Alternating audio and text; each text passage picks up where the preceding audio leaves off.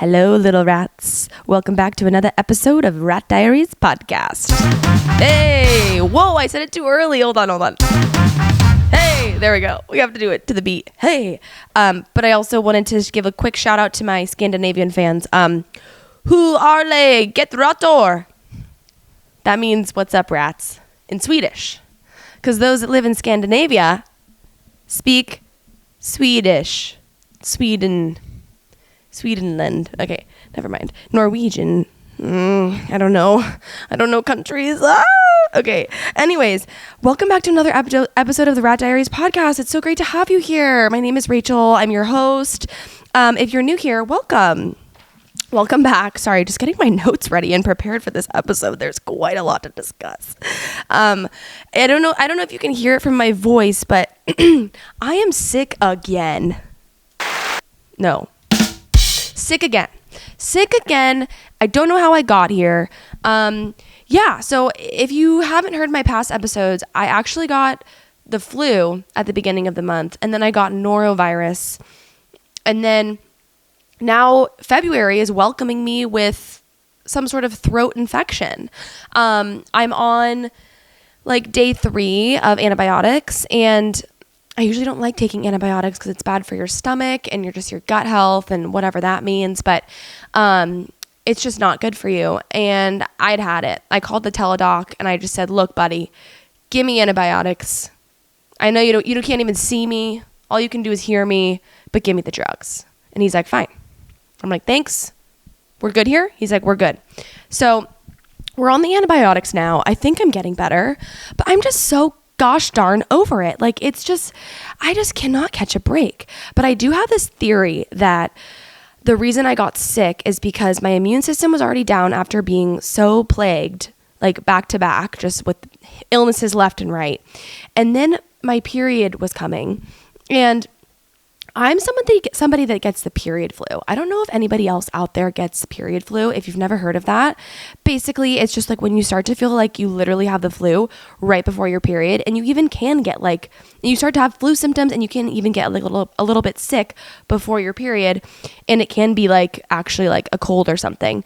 And that's really common because your immune system actually like stops performing as high as it usually does because your hormones are changing, and your estrogen and your progesterone are just like, they're fluctuating, and that decreases your immune system. And so it was just funny timing because it was right before my period was about to come, and then all of a sudden I get sick, and I'm like, I really do wonder if that was it, or I'm just broken. What did I do? I swear, karma is my boyfriend. I'm not even a Taylor Swift. Whoa. If you could have just been there in the room with me right now, my eye got stuck. And I'm watching myself on video right now, and it got stuck to the bottom eyelid, and it wouldn't unpeel, and then it made a big plop noise. Sorry. ADD brain. I've been chained to my desk all day working. Okay, let's get into the point of this episode. So welcome back. And it's Valentine's Day week. Valentine's Day week. Woo! Spirit of love. Look, I'm not usually a huge V-Day girly. I think it's fun, but I've never been like, oh my God, I love Valentine's Day. It's so fun. It's not like my favorite holiday or anything. But I thought that this episode would be kind of a fun time to reflect on just the founding years of becoming a woman and realizing I love men as a child. I wanted to just look back and talk about my first signs of love and being attracted to men. I will say that there are many times that I am so bamboozled that I am attracted to the male species because you see and hear all these things that they do, and you're like, how do I like that creature? Like, should I just like women? There are times when I look in the mirror and I'm like, maybe we do like women. Like maybe I am gay, but I'm unfortunately not.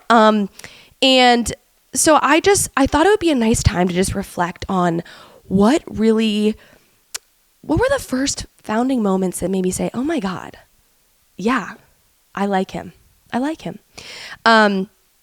So really I'm going all the way back. We're going all the way back to 6 years old. I'm just going to jump right into it. And one thing about me, So maybe it's because we weren't chronically online as children, but I remember my childhood so vividly. And maybe that's because I have no trauma. I don't know. But I remember everything about growing up. I remember what my house looked like when I was 5 to 4 years old. I remember like certain interactions I had with my parents, with my sister, all of like the naughty things I was up to because I was a very evil spirited child. My mom actually like read a book called The Spirited Child because I was like so crazy and she didn't really understand like what to do with me. I remember like, having these like episodes of like major ADHD when like so I was actually supposed to be held back when I was in kindergarten. They tried to like not let me go through and they told me I had to go through a special, they basically want to put me into a special needs school because they thought that I literally had special needs. And my mom's like, no, please don't put her into like a special, like she's not, we promise, like she's fine. And this is when I'm literally in kindergarten. And they're like, okay, well, she has to take like tutoring classes because her educational drive is just not there. And so my mom's like, fine, we'll put her in like tutoring. And so I took all these tutoring classes and I would remember like being in them and the teacher be explaining like, okay, Rachel, like 2 + 2, that's blah, blah, blah. And all of a sudden her voice would start to fade and I would imagine myself on a beach dancing, having a dance party, and I'd be having like disco balls and I'd be like, like dancing in my head as she was speaking. So, and those are all like real things I remember. So I just had to preface that. These are all true stories that I remember vividly. So I want to take it back to all the way to when I was 5 years old and I met my first crush. I went to this little school called Open Windows School in Seattle, Washington. I lived in Bellevue. That's a fun fact. I was born in Bellevue, Washington State. And my first crush, his name was Henry. Henry was the school heartthrob. Henry at about, I don't know, what do we think, 4 feet tall. He had this beautiful gingery blondish hair. He was tall and lanky. All the girls at school loved Henry. And I think it was just like his demeanor about him. He was very like mysterious, but funny. He was the class clown. Yes, even at 5, he was class clown. And so I remember at Open Window School in Washington, there's so many trees everywhere. It's just very, the landscape is just full of these tall pine trees. And so when we would have open recess time, we would be able to go and like run out in our little field that was full of all these pine trees and like play around in them. And lots of times though, these trees would like be so close together that we could all kind of like huddle underneath them and like, be up to no good. And so I remember one time Henry came up to me after class and he was like, hey, Rachel, like meet me under the pine trees that have like the major coverage. And I was like, okay, bet. So at recess, I go up to Henry. I meet him behind the pine tree. It's just me and Henry.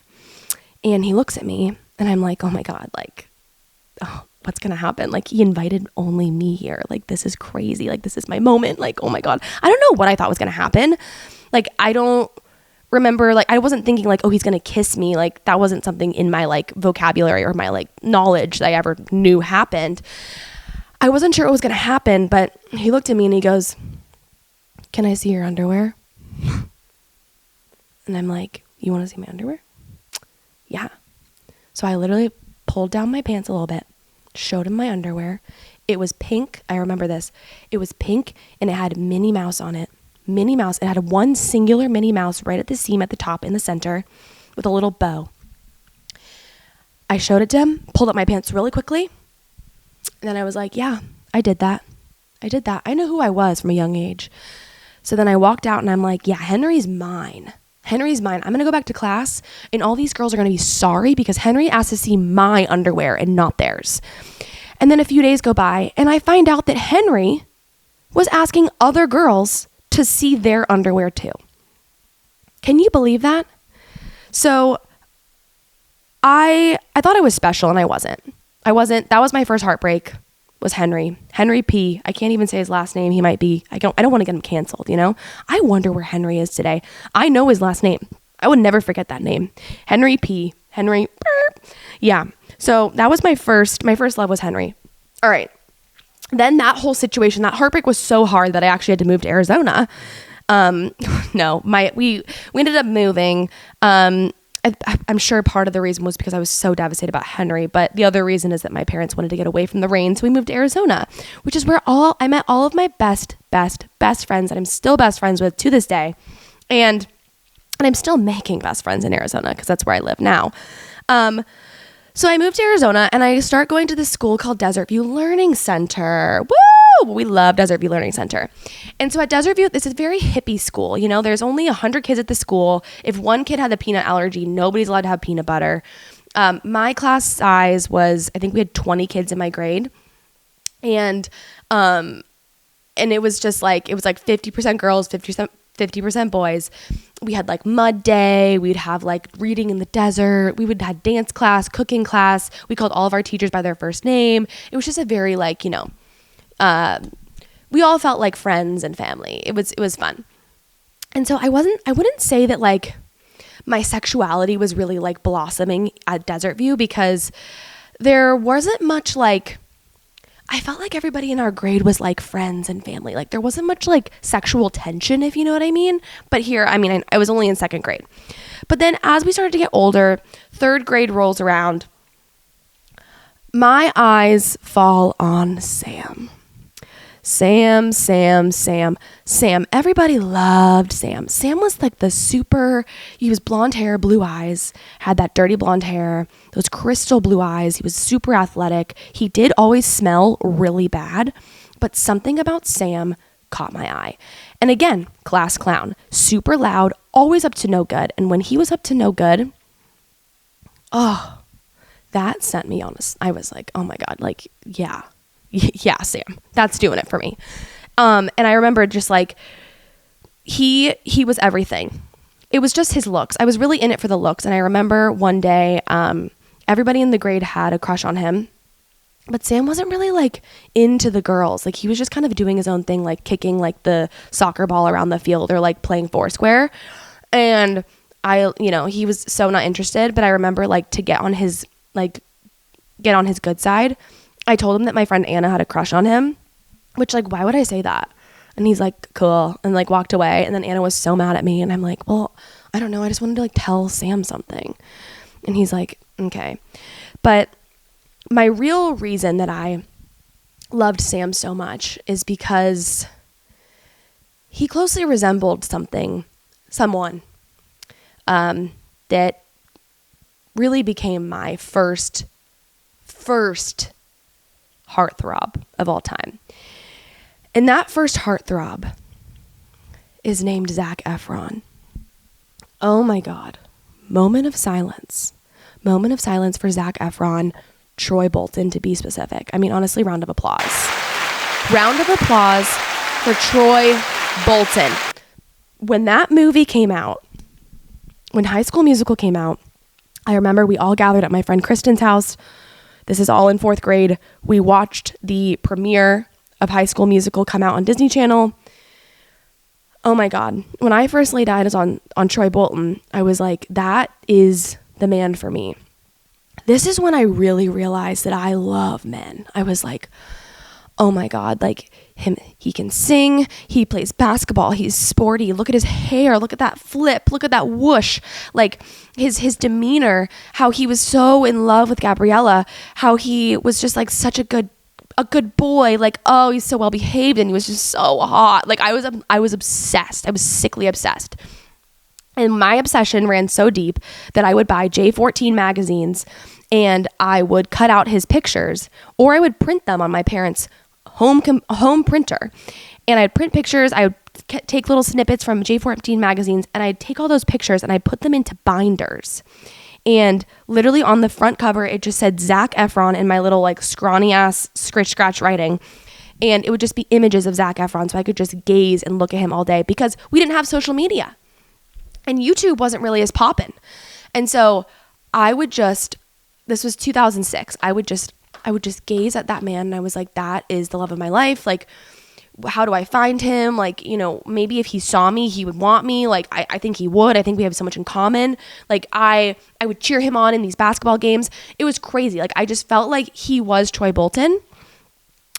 I was really in love with Troy Bolton, let's be honest.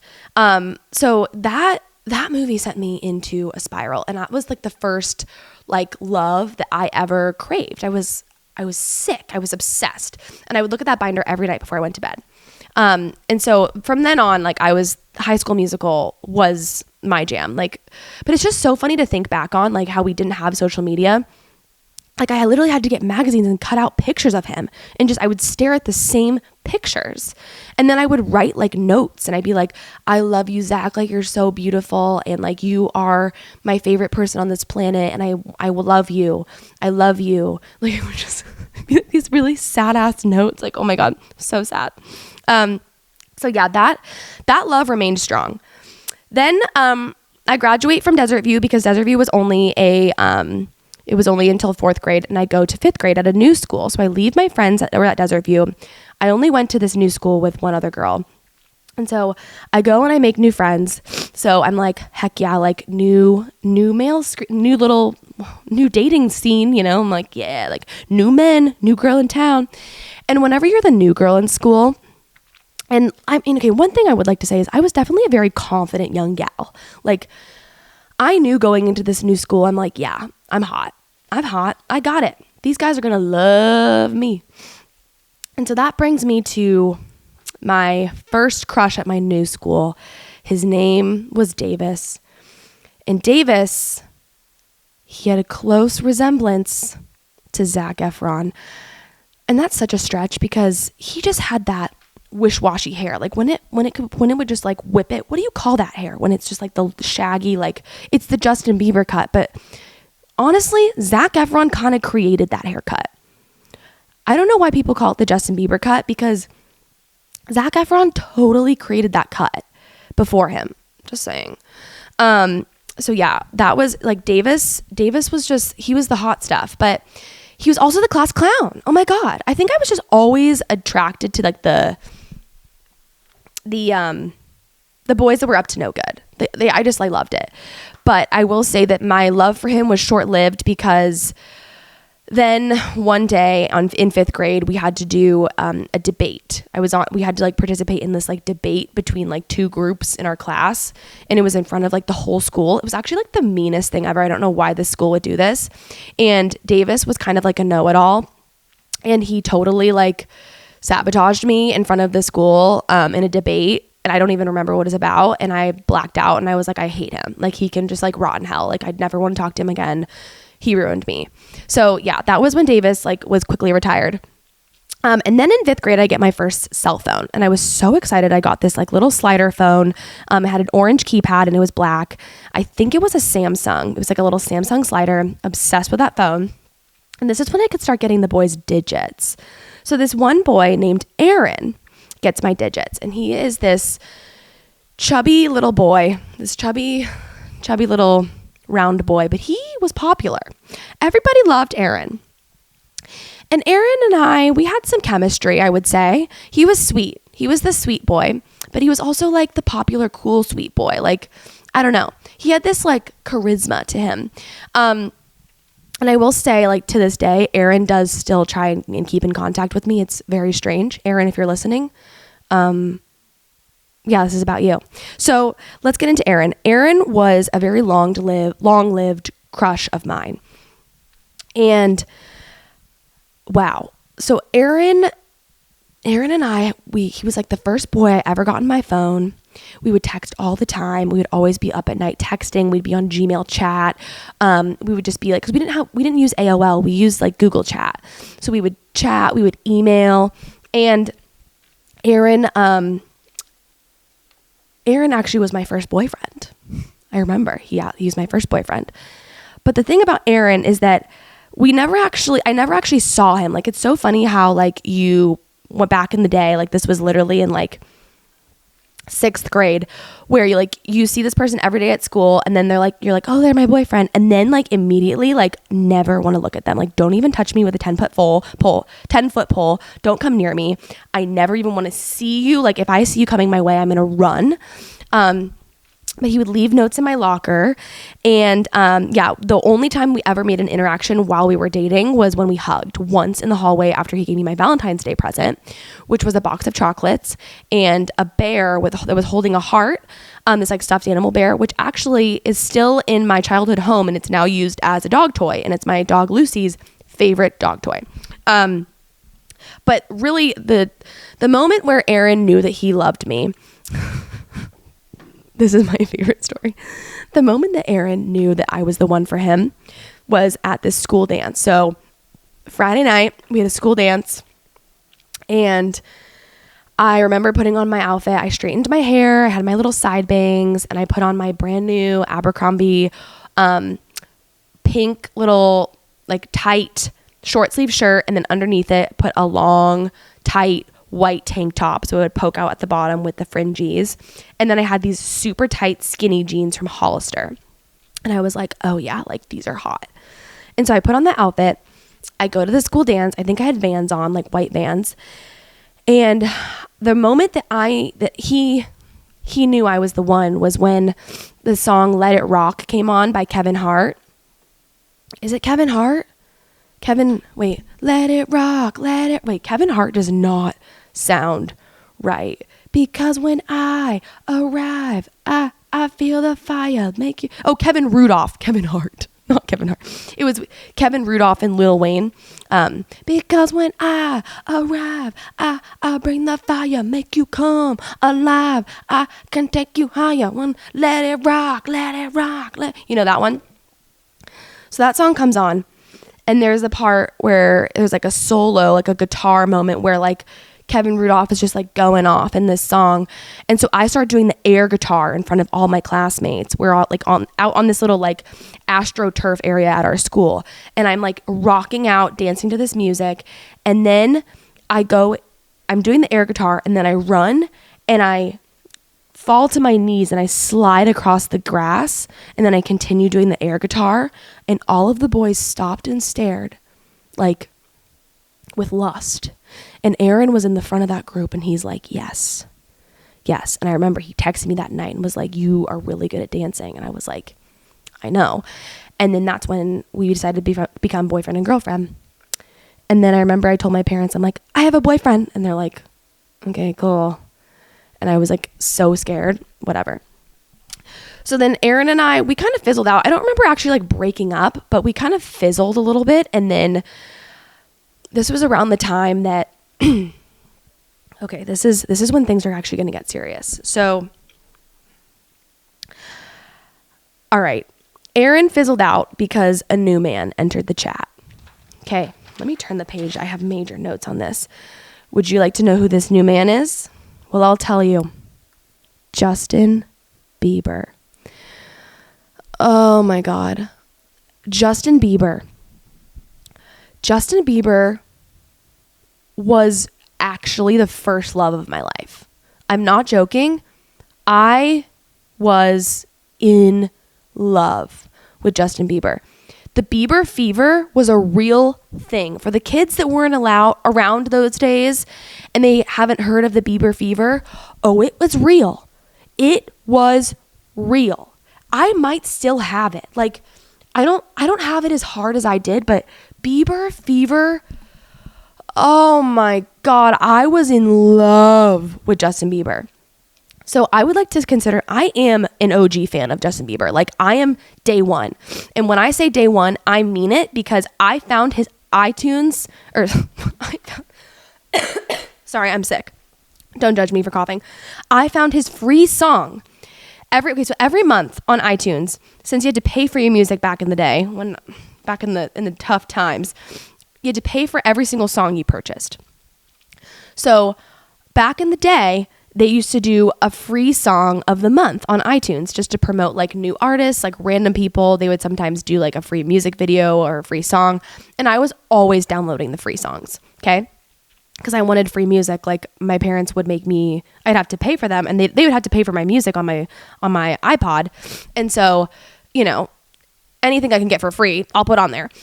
So I was doing YouTube to MP3, you know, but I didn't learn that until later. So I stumble upon the free song of the month, and it's this guy named Justin Bieber. And I'm like, oh, okay, let's like give it a listen. So it's a music video. One Time is the music video. And I watch it. I am instantly enamored. He has the hair that I love and dream of. That swoosh of the hair. That music video changed my life. He's at the house party, he's by the pool. But the thing that really, so I immediately downloaded it. I sent it to all my friends and I'm like, oh my God, you guys have to download this song. Like he is the hottest person I've ever seen in my entire life. He's so beautiful. Oh my God, I'm in love with him, blah, blah, blah, going crazy. And then the only piece of content I have of Justin Bieber is that music video. So I'm watching it over and over again. And I start to get really angry when I watch it because I'm like, how did he pick that girl to be in the music video? And if you've seen the One Time music video, you know who I'm talking about. She had this short hair. I literally used to be like, she is so ugly. She's probably really cute. Now looking back on it, it's probably so mean. But she's wearing this ugly outfit, this striped horizontal striped shirt, like t-shirt. She has this short hair.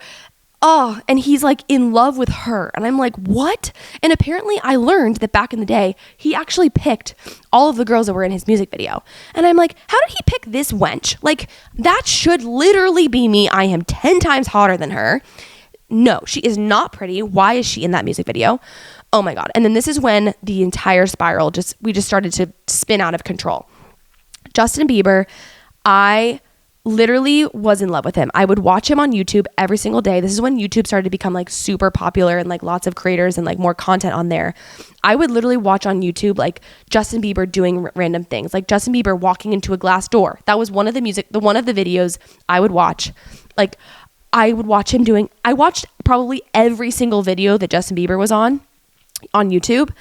And I literally I got to a point where I would go over to a friend's house and they would show me a video and they'd be like, oh my God, look at this video of Justin Bieber. And I was like, I can't watch it. It's going to make me too sad that I can't have him. This is just too depressing. I remember my friend Haley is like, oh my God, did you see this one video of him? And I'm like, Haley, I can't watch it anymore. It's actually hurting my heart that I can't be with him. This is torture. This is a method of torture. And so I memorized every single song. I was always listening to Justin Bieber. I was obsessed. I was making my own music videos, redoing all of his songs, making my own versions of music videos, which I really need to find. Oh my God. I have to. I was making movies on iMovie all the time. I really need to dig up my old computer and see if they're still on there. Oh my God. I really hope they are. But then my 13th birthday rolls around. I still have the Bieber fever. It's out of this world. And I don't know. I'm just I didn't know. I didn't expect anything. I was okay, maybe I'm going to meet Justin Bieber one day. And then one of my friends posted a picture of her and Justin Bieber because she ran into him somewhere on vacation. And I was like, oh my God, I'm going to go jump off a cliff. Are you effing kidding me? I was obsessed. Then for my 13th birthday, I remember I was sitting at my kitchen table with my parents and they gave me a card and I'm like, ugh, a card, whatever.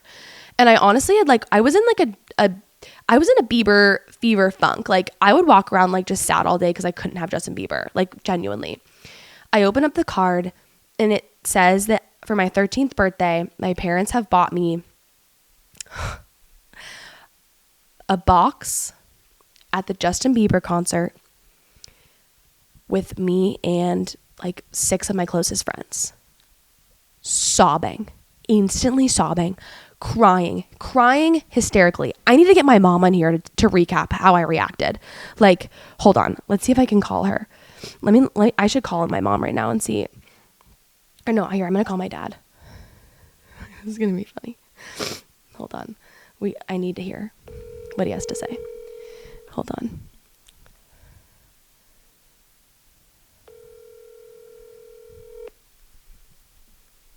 Oh, these people better. Hola, ¿cómo está? Hola, muy bien. ¿Y tú? Sí. You got to work on the Spanish, Bruce. Yeah, muy. That Duolingo is not working. Yeah, the duo is taking a holiday. Okay, wait. I'm recording a podcast right now by myself, and I'm talking about like all of my loves, like my first loves that I've had, like, but I'm talking about like ones from my childhood, and I'm talking about how Justin Bieber was like one of my first loves. Can you confirm that I was obsessed with him? I can undoubtedly confirm you were obsessed with him. What was my reaction when you guys gave me my birthday present with that box to his concert? You start crying. You screamed and you started crying. Had you ever seen me react to something like that? No. No. And then when you saw him on the Segway outside of the performing thing, you were like beside yourself. Oh my God, wait, I haven't told that part yet. Wait, yes, I was literally dying. I was dying. Wait, what would I do, like, because you know how Bieber Fever was a trend? Like everyone was like, oh, all the girls had Bieber Fever. Like, what would I do that was like insane and like showed how obsessed I was with Justin Bieber? Oh yeah. We listened to him over and over and over. That was major repeat. Except when you start cutting your hair to look like his haircut. Okay, I didn't do that. Oh yeah, she did. No, I did not do that. She trimmed it like a little. And then you start recognizing. Yeah. No, I did not. I was in love with him. Okay, well that's all. You guys are live on the podcast right now. Oh, we are? Oh yeah. Oh God, thank you. Mm-hmm. Thank you. Yeah. You definitely had the Bieber fever for sure. Oh yeah. Yeah, and when he came out on stage, there was nothing but screaming. Screaming. Oh yeah. Top of your lungs. I know. Okay, well I have to finish recording, but I wanted to get your guys' take on that. All right, I'll talk to you later. Love you. Love you too. Bye, Okay, sweetie. bye. So yeah, as you can see, I had the Bieber Fever. But yes, they got me box tickets. So my friends and I, we all had matching Justin Bieber shirts that we all wore to the concert. And we were just so excited. And so I remember we went, and it was all the parents, and we pull up, and there was like a valet area for you to drop off your car. So I get out of the car, and this was, I don't know where, I think this was like at an arena in like Glendale or something. So I get out of the car, and the valet guy says to me, you know, that's Justin Bieber down there. There was like this big like ramp that went on like under the stadium, which I'm assuming is for like large, you know, sets to be delivered. And there was like this ramp, and there was like some people on the ramp, and the valet guy goes to me, hey, you know, that's Justin Bieber down there on his Segway. And I'm like, what? And he goes, yeah. And no one else knew. He just tells me. And I'm like, oh my God, thank you. So I go over to my friends, and I'm like, you guys, Justin Bieber is on his Segway down there on the ramp. Like, what do we do? So we're looking over the bridge, and I'm trying to be like nonchalant so I don't attract the other girls. And then Justin Bieber comes up off of the bridge and starts riding around like just out in the open with all the fans like showing up to his concert. And at this time, I don't think he knew like how big he was, because like that's just crazy to do. Like everybody was dying over him. And so he comes running up on his little Segway, and I literally like touch his hand. I touched Justin Bieber's hand. And I'm like, oh my God, I touched his hand. And he's like, hey. And then he looked at me and was like, hey. And then like touched his hand, and then he zooms off. Then all of a sudden, all of the girls have instantly caught on. All the fans are chasing after him on his Segway. Then it was like I'd never seen before. He's like in this parking lot area, and all of a sudden like the fans are starting to like surround him. All of the girls grab hands. This is not made up. Random girls are grabbing hands to make a barricade so that he cannot leave, so they can attack him. This is real. And it works, and he can't get out. So his security guard had to come and like get him out of this like mosh pit. Oh my God, it was insane. But yeah, so that's my love for Justin Bieber. And like I was really thinking about it the other day, and there's no artist in my life that I've ever loved as much as Justin Bieber. Like Justin Bieber is my Taylor Swift, but like on drugs. Like I don't know how to explain it. Like if you didn't have the Bieber Fever, like I feel sorry for you. Like there's nobody else in this world that I have loved as much as him. Like I literally would have killed for him. I would have chopped off a toe if it meant saving his life. Like, Oh my God. And I just wish that there was another artist these days I could like, that I felt so strongly about and like went to concerts and would just like belt all of the songs out and just like, oh, like stuck in the moment. Oh my God. Oh, I just wish that I had a love for an artist like that was so strong. It's just sad. It makes me sad looking back on it. I'm like, dang, I literally loved him. I was in love with him. He's like, I think he's like literally the first person I've ever been in love with. Like that was love. And it's weird because I've never met him. But yeah, the Bieber fever was real. So that's where I'm going to end, because if I kept going, things could get messy after Justin Bieber. And if you were an ex-boyfriend that tuned in, sorry I didn't say your name. No, I'm just kidding. Acting like I have so many ex-boyfriends.